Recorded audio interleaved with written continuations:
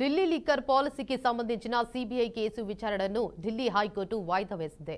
ఈ కేసులో ప్రతివాదులుగా ఉన్న వారికి కోర్టు నోటీసులు జారీ చేసింది. ఈ కేసులో కేజ్రీవాల్, మనీష్ సిసోడియా, కవితతో పాటు మొత్తం 23 మందికి హైకోర్టు నోటీసులు జారీ చేసింది. సిబిఐ పిటిషన్పై వారి నుంచి సమాధానాలు ఇవ్వాలని కోర్టు ఆదేశించింది. అదేవిధంగా ఇదే కేసుకు సంబంధించి ఈడీ దర్యాప్తు చేస్తున్న కేసు విచారణను తాత్కాలికంగా వాయిదా వేయాలని ట్రయల్ కోర్టుకు సూచించింది.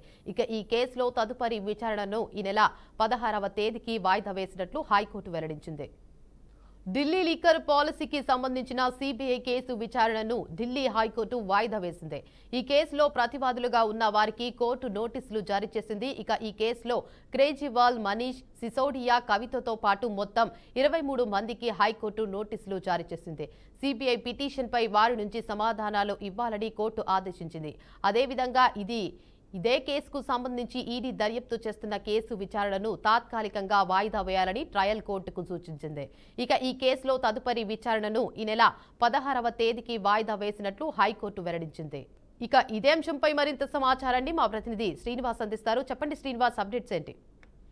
Good afternoon Devika.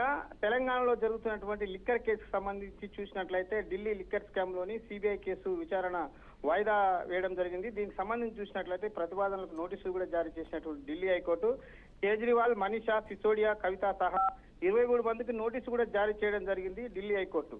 సిబిఐ కేసులోని ప్రతిపాదనలను సంబంధించినటువంటి వాదనలు విన్న తర్వాత సమాచారాలు కోరిన కోర్టు ఈ కేసును విచారణ వాయిదా వేయాలంటూ కూడా ట్రయల్ కోర్టు కూడా సూచనలు ఇచ్చింది దేవిక. దీనికి సంబంధించి తదుపరి విచారణ ఈ నెల 16కు కూడా వాయిదా వేసినట్లు కూడా తెలుస్తుంది.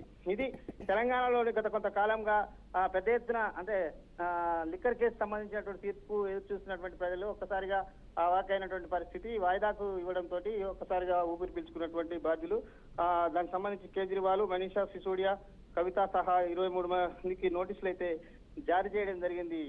Monika, right, thank you for the update Srinivas.